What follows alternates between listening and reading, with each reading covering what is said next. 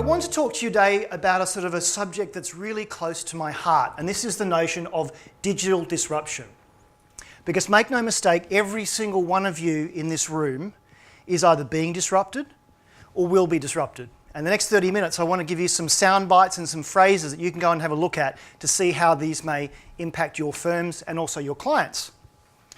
But I want to explain why I'm here this afternoon. Why is this random Australian you've never met talking to you as the last thing before drinks? It's all about a thing called social serendipity. And I'm sure a number of you use social networks. And I've got to tell you that the only reason I'm here this afternoon is because of one tweet. One tweet I sent on the 15th of January 2011, which simply said, "Arrive San Francisco."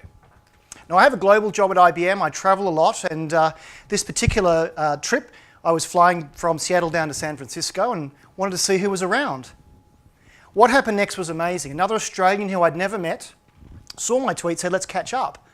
We caught up, we had lunch at Fisherman's Wharf, and then that led to me being the CEO of a company called Cred that looks at social media influence.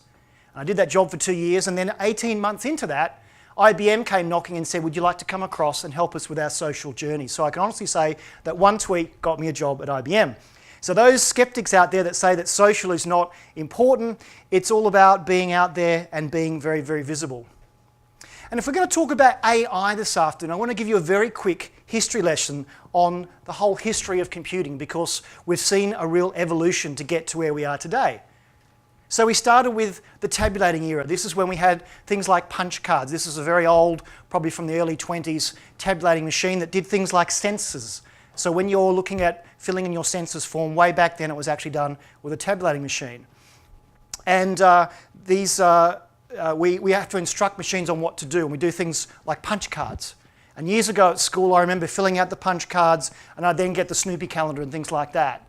And that's all very good, but it's not really that flexible. And certainly, if we're looking at hundreds and hundreds of documents and things like that in your industry, that's not going to be very, very useful. So after the tabulating era came the programming era. And this is where you had to actually instruct a computer with if-then logical operations, things like this. Any of you that have done programming will be familiar. This probably moves a ball around the screen, something pretty boring. But we actually had to tell it in logical steps what to do. Anyone know what this is? A few hands. Anyone had one of these? Wow. Depending on my audience, either I get lots of blank stares or a few people actually own one. This is a Sinclair ZX80, and this was my first computer back in 1980. And I played with it and programmed on it, much like you saw the screen before. And a few months ago, my daughter Madeline and I, who's 10, we went past the Science Museum. And behind a glass case was an Apple II and a Sinclair ZX80. And Madeline turned to me and she said, "Daddy, isn't that your old computer you keep talking about?" "Yes, it is." "You must be really old if it's in a museum behind a glass case." So yes, I've been doing this for a while. Anyone recognise this noise? It's only about 10 or 12 years ago that we were using dial-up to communicate with the internet. And I remember that I actually had my first online experience back in 1983. We didn't call it the internet then, but I dialed up things like bulletin boards, and I would ring up and leave a message, we now call it email, hoping that hours later my friends would actually send me a message. Now, I knew I was hooked on this online thing back in 1983, when my father had to get a second phone line because I was always dialed up to this online thing. So we've had the tabulating era, we've had the programming era, and now we're in the cognitive era. Now, those of you who look up the word cognitive, it's all about thinking.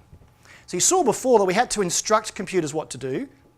Then we had to give it some language into what to do. And now, when we talk about AI and cognitive, it now enables computers to think. And many people think, well, this is human versus machines, that, you know, as before, an announcer's job is going to be taken away by a computer. And I'm sure many of you are thinking, well, with this whole AI coming, a lot of jobs in our firms at risk, because the lower level, lower skilled jobs can be done much faster and more accurately by a computer. But I'm here to tell you that cognitive is about learning. And when you actually take a cognitive computer out of its box, it's pretty dumb. It relies on humans to actually teach it. We do a lot of work at IBM in the healthcare industry, and we're trying to solve the problems of oncology. And someone asked me once, how do you train a computer to learn about oncology? You find the most experienced oncologist in the world, and they take about 35 years to get the experience, and you have someone like that teach a computer what it's about. So I think it's really human and machines. So while some of the lower level jobs may be replaced and have been replaced through the ages, the industrial ages, by machines, we may find that we actually have a way to work together. And back in the late 90s when Garry Kasparov played against Deep Blue and lost, when he licked his wounds, he thought, well, what about if we actually get humans to work with machines? And he had this great quote. He basically said that teams of human plus machine dominated even the strongest computers. Human strategic guidance combined with the tactical accuracy of a computer was overwhelming. Basically, when you add humans and smart computers, they can almost do anything. And he goes on to say that we could concentrate on strategic planning instead of spending so much time on calculations. Human creativity was even more pronounced under these conditions. Now look at your situation. So you're thinking, if we digest lots and lots of legal documents, does that take jobs away? No, it allows us to do higher value tasks, and I'll explain why in a moment. So what industries are being disrupted? Is the legal industry the only industry that's at risk? No, it's not. Back about 4 years ago, Deloitte in Australia looked at a series of different industries, and they called it their study Short Fuse, Big Bang. And they have a quadrant here. And so on the top left, the short fuse Big Bang very soon will be massively disrupted. Look in the center there, professional services. My industry, your industry is being disrupted. Arts and recreation, retail. The ones down the bottom right, where there's a long fuse, a long bang, mining and manufacturing, aren't so susceptible to disruption. But I've got to tell you it's happening already, and I'll give you some examples in a moment. So if we're going to talk about artificial intelligence, let me sort of try and explain what it is.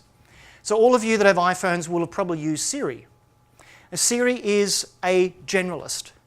So you can't ask Siri specific questions about your industry because Siri has been programmed for a whole lot of generic things. When's my next meeting? What's the weather like tomorrow? But if you ask her, or him, depending on which setting you have, I've actually met the Australian Siri, Karen Jacobs, and she's fantastic. But if you try and ask Siri specific questions about your industry, it will fail because it doesn't have the depth of knowledge. And so if we look at AI versus cognitive, cognitive by its very nature is about thinking. So Watson is an example of a cognitive computer. He becomes a specialist because you teach him. You teach him what it means and what different legal terms actually mean. And so Watson and Siri will never sort of compete. They actually do two different things. But when we talk about artificial intelligence, it's almost a broad category of these new things, and cognitive is one of the areas there. But I want to concentrate on cognitive because for your industry, you need to teach computers about what this language actually means. In today's world, the volume of unstructured information is growing at an enormous rate. We really need better technologies to help make sense of it and make better decisions. At IBM, we're seeing a new era of computing, starting with the tabulating era, then to the programmable computer era, and now cognitive computing systems which expand the boundaries of human cognition, become smarter with use, and have a much more natural interaction between the human and the computer. In the area of artificial intelligence, there were a lot of amazing ideas, but computational capabilities just weren't ready for them. Watson suddenly makes some of these crazy ideas possible. At the core, we're trying to leverage knowledge the way humans record and communicate it, natural human language, and in particular, text. Its initial introduction to the world was as a competitor on the Jeopardy quiz show. In the healthcare space, we're approaching it as a support tool to expand the physician's cognitive boundaries by giving them deeper access to much larger volumes of information. The history associated with the patient, the journal articles, clinical results, best practice guidelines, etc. That volume of content is doubling every 5 years. Physicians have precious little time to keep up with everything. A system like Watson can leverage the computer's ability to deal with huge volumes of data, understand the knowledge that's contained within this data, apply it to the problem that the physician is trying to solve, give them different alternatives to consider, and in particular, the underlying evidence that supports those alternatives. That basic problem-solving pattern applies to a wide variety of industries. any area where you have complex problems that you're trying to solve, we're adapting the computer technology to work better with the way humans want to work so that it's a more natural relationship between the human and the computer. So I want to give you a real-world example. There's a young boy called Kevin who presented himself to a hospital with very, very itchy eyes, and they had him in for literally days. They weren't sure what was wrong with him. And on the 6th day that Kevin was there, a nurse thought, could this be Kawasaki disease? Because his eyes are still rubbing after 6 days and his fever's up and everything else. And so it took 6 days to diagnose he had Kawasaki disease, and he was then treated. And as part of an experiment with Watson, we thought, what would it be like if Watson was a physician? So in the real world of Kevin, we loaded Watson with all of his patient history, with all the different diagnoses for different diseases, and then Watson told the physicians in 3 hours that he thought the most likely was it could be Kawasaki disease because of the way he'd presented and all the different things as well. So you've got a computer that can help a physician diagnose something in 3 hours rather than 6 days. So look at where it can help in your industry when you've got to ingest a massive documentation and find that needle in the haystack. And over time, you can start teaching a computer what they're actually looking for. Another great example is a teacher's assistant called Jill Watson. And this was actually a fantastic irony because this is part of a course at Georgia Tech, an AI course. And apparently every year when it's run, the 300 students ask something like 10,000 questions on the forums.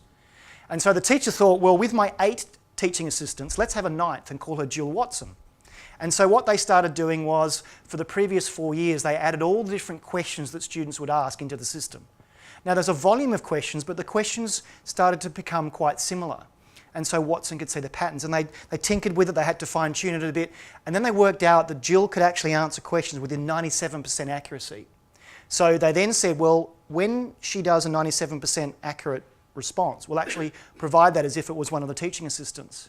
And a couple of students twigged to the fact that maybe it was a computer because it was an AI course, but most of them had no idea that a cognitive computer called Jill was actually responding to their questions, and so they could actually reduce the number of teaching assistants they needed. Now in your industry, everyone heard about Ross? Ross is actually an AI lawyer. One of the law firms in New York has actually taken on Ross, and again, Ross uses Watson. So rather than having to go and build their own computer, we can use things called APIs to plug into that. And so here's a little snippet of what Ross can do with AI and cognitive. Lawyers can ask Ross questions about the law in ordinary language, like, if an employee has not been meeting sales targets and has not been able to complete the essentials of their employment, can they be terminated without notice? Ross uses its encyclopedic knowledge of the law to respond with a cited answer and a confidence rating. Lawyers can click on the citation to read Ross's source document.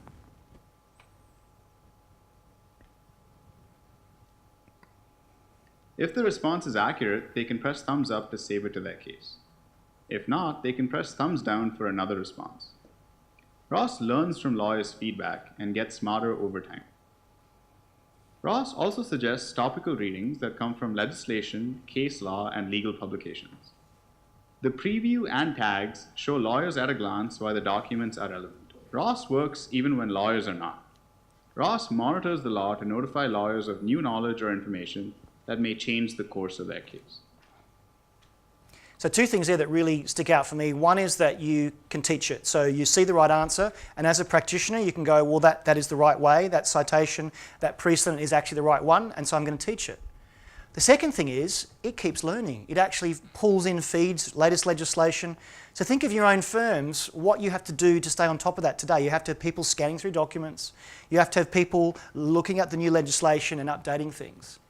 So I think the question for you is this a threat or an opportunity? Those that see it as a threat are saying that, well, the jobs will get displaced. But this has been around for years. I was doing some research and I found some interesting quotes about how machines and automation have actually replaced people, and it's actually been for the better.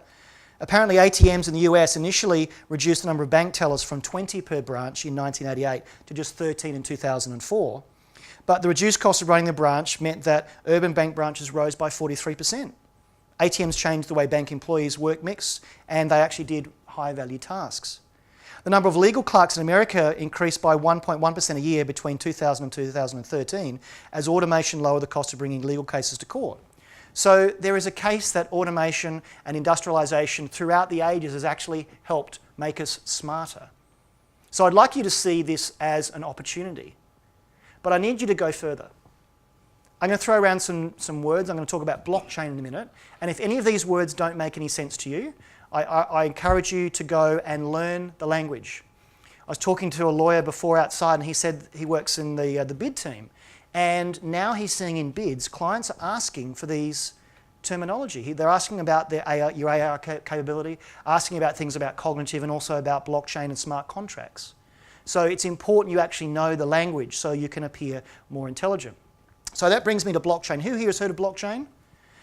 Probably you've heard about it because of Bitcoin. Bitcoin runs on a blockchain, and I haven't got time to give you a masterclass on what blockchain is, but here's a 2-minute primer.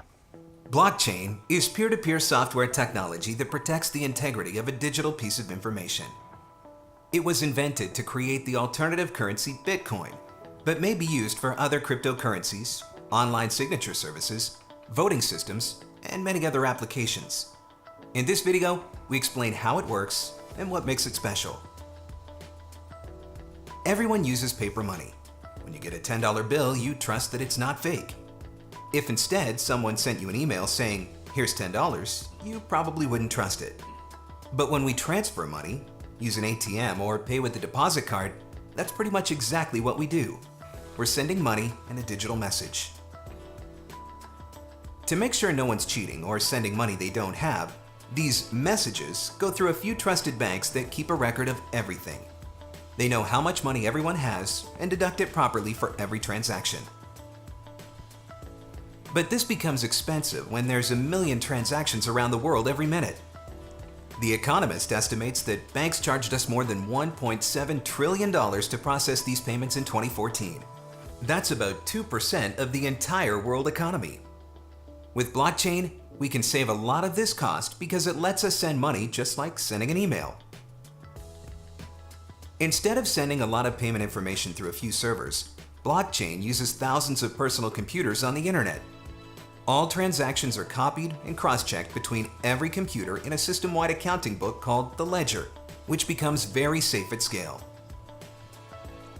Blockchain doesn't just allow us to create safe money online, it lets us protect any piece of digital information. This could be online identity cards, voter ballots, contracts, and many other legal instruments, bringing bureaucracy into the 21st century. So, smart contracts and blockchain. So who's heard about smart contracts? Yeah, they are going to impact your industry as well because they allow things to happen automatically and they can be triggered. But as you've seen, it becomes a very, very trusted environment because you've got a network of computers that are all working on that. So there are going to be more and more businesses, there are going to be more and more currencies. You've got major banks that are talking about building things on top of blockchain as well. And I'll give you an example in a moment about an Australian law firm that's actually looking at making sure that lawyers stay in the smart contracts.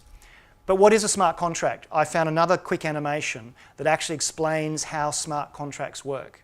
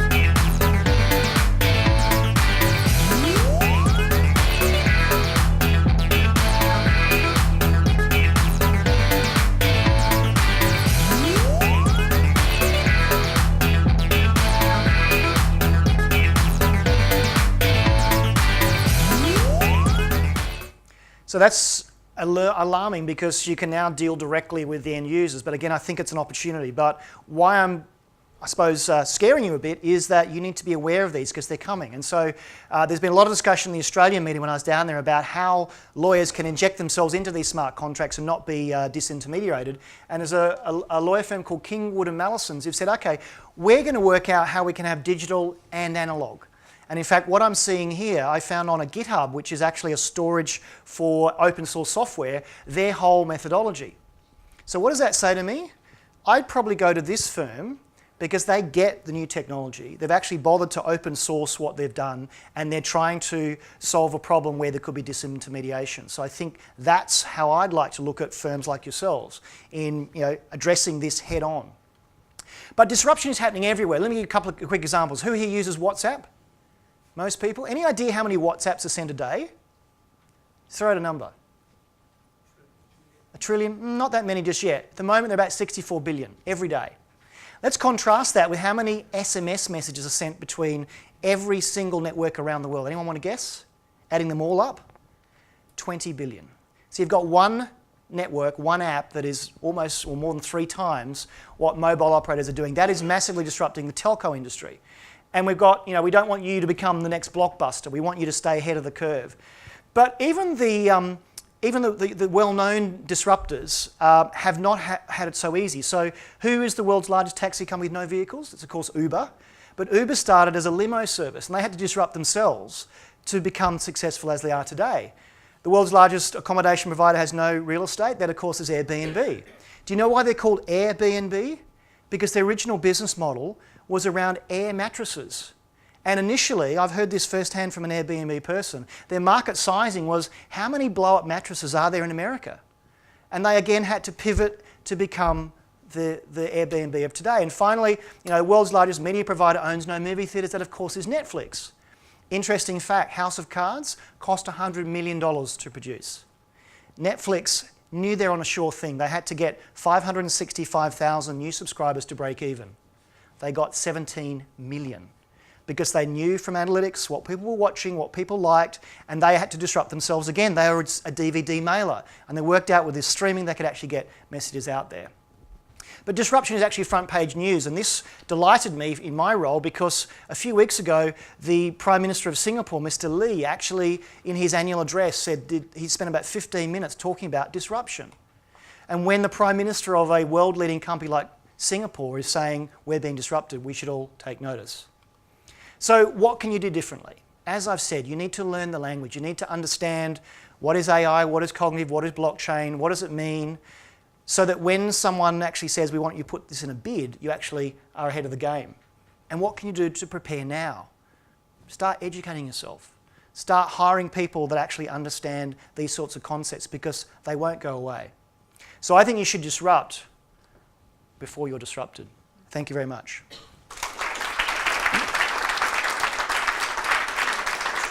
Let's have a disruptive question or two. Just saying, Uber is being disrupted now. Again, by the Mayor of London, because they want the old black cabs to be extremely strong. But what's Uber today sent Yes. out an email to all of the Uber users saying, please send an email to the Mayor of London. What's interesting with what's happened, and you've got 2 mayors with 2 different views, so there are nearly 3 times as many Uber vehicles on the road than black taxis. London is one of the few cities in the world that has a barrier to entry. You need to learn the knowledge. 3 years of riding around on a motorbike, learning the knowledge. Whereas Uber uses GPS, and I think London's one of the few that actually demand that. I think consumers will actually vote with their feet. I have not caught a black cab in probably 6 years now because they don't take credit cards. I don't always have cash on me. And also, I don't know how much the ride's going to cost. So I have chosen as a consumer not to use a black taxi because I've given up hailing and looking for the tiny sign. But you know what? In recent years, more black cabs have decided to take credit cards because they've got to keep up. But I think what you're seeing is that, if you watch what Prime Minister Lee said, he's basically saying we do one of 2 things. We actually do what is happening here. We actually legislate Uber out and we make it harder and harder and harder. Or we make them compete. This is not going to go away. Uber's been forced out of a number of countries. They have tens of people that are lobbying. They have a war chest of money. And if it's not Uber, it's someone else. Consumers will decide They want a better quality of service. So yeah, it's fascinating what's happening even in London. I was just saying that black taxis are a redundant technology because, I mean, even the ideology that you're going to spend 4 years to learn a load of roads that I could turn on Google Maps and do the same thing without 4 years of my life wasted. It is what it is. It's a barrier to entry. I caught an Addison Lee here today, and I don't think the guy's ever been a black cab driver, but he knew how to zip around without using his GPS because he drives so often, he learns the different routes and knew where the traffic was. So I think there's a lovely historical reason why we have the knowledge and everything else, but it hasn't kept up. And the other thing that really alarms me is that regulators haven't kept up either. So, you know, I'm sure the London Taxi Agency and those sort of people aren't looking at the issues around this and the business models because they want to keep things the way they are. Another example from another industry, years ago in Australia, I was dealing with a bank down there and they said, we've got this stupid regulation. If someone tweets a complaint about the bank, technically we have to raise a ticket and a complaint and it has to go, and that'll never happen. So the challenge I've got is how do we educate the regulators to show them that this is coming and so that they're actually adapting to that. I think what's happened with Uber today, again, if we revisit this in 6 or 9 months, it'll be different again. Look at the number of delivery companies, Deliveroo, they're all, I mean, it's fascinating that technology is enabling disruption to happen. The black cab is not that different from an Uber vehicle, and the only difference is the Uber driver has an app and the black cab driver has the knowledge. It's fascinating. Yes. I just heard a comment the other day which seems quite relevant, and I was curious on your view on it. Someone told me, I can't remember the context, I was probably down the pub, that blockchain will disrupt things more than the internet. I was wondering what your view was on that. Yeah, I think that's a valid statement. How soon and when and why is probably to be decided. But you know, the internet enabled all this to happen. And so when you've got major banks that are saying we're going to come together to look at a different type of currency, and looking at, you know, that video talking about blockchain, about how things are settled, how settlement, why does it take 3 days to transfer money from bank A to bank B? It doesn't physically take the 3 days, it's because of all the processes there. And so I think if a blockchain cryptocurrency was doing that, or even it was digital pounds or whatever, if as a consumer I can get money to you in 2 hours or 2 minutes, I'm going to go with that. So I think it's now enabling that. There are issues around security. Blockchain and some other others, Ethereum, have been hacked. So the other thing is, can we actually go faster than the hackers? And so the whole issue of crypto security is going to come up as well. So I wouldn't challenge that as a negative statement. I think there is a lot of promise for these technologies. An organisation like ours is setting up whole departments to do it, which shows you that there is real interest in building business cases to do that. If nothing else, understanding what a blockchain is. I'm not a blockchain expert, I'm not an AI expert, but I understand enough, hopefully, to impart that to you, to give you enough impotence to then go out and find out more about why and how it's going to impact your business. So I think that discussion at the pub was a valid one. But ironically, people talking about blockchain at the pub, wow, that means it's hitting mainstream. I remember years ago I overheard someone saying, I'll tweet you the link. And I went, hallelujah, the thing that I'm trying to build a career around, people are actually talking about in Starbucks and pubs. So the pub test is when that technology reaches the pub chat, you really need to worry about it. You really do need to worry about it. It's a good test. Time for a couple more questions. So law firms are very concerned around security, always, and you just mentioned that blockchain has been hacked already. Do you think there's ever going to be a version of it that's going to be unhackable, that will give lawyers and partners the kind of confidence to use it and fully integrate it correctly? I mean, for example, could we ever price a matter based on bitcoins, or will we ever get there? What are your thoughts? I think you've got two schools of thought there. One is the technology and being able to hack it and finding out what the loopholes are. I think when you look at quantum computing and those sort of things that can process things very quickly, I would like to see quantum computing used for good, to try and hack the hackers. The whole notion of ethical hackers. Our organisation, I'm sure some of yours, actually employ former reformed hackers that actually try and stress test these things. Banks do as well. That won't go away. From the day that someone wanted to break into your office or home to steal what you had, a lock on the door won't do that. I mean, here's a question for you personally. How many of you, when you actually are out at a public Wi-Fi network like here, use a VPN? Wow. Do you know that I could sit here with a device and actually listen to everything you're doing over that public network? in my own personal life, I have two-factor authentication on everything, because the one thing that you're going to get hacked on is your Gmail. And once they're into Google and looking at all your spreadsheets, all your passwords there, that's how things get hacked. I plead with you, if you're in the legal industry, personally, anything you do that has two-factor authentication, see me afterwards, turn it on. Twitter, Facebook.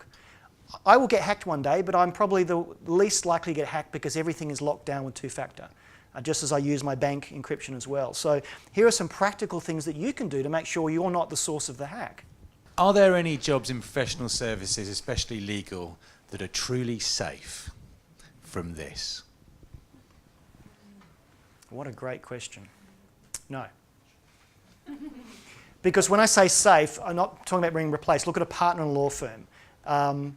Part of their role can be sped up, made more efficient by technology like this. And that will have a knock-on effect. So in 5 years' time, what will a partner be doing? I'm sure 10 years ago, partners didn't do as much business development as maybe they should. I'm sure very few of them were on social networks and very few of them having that serendipitous moment.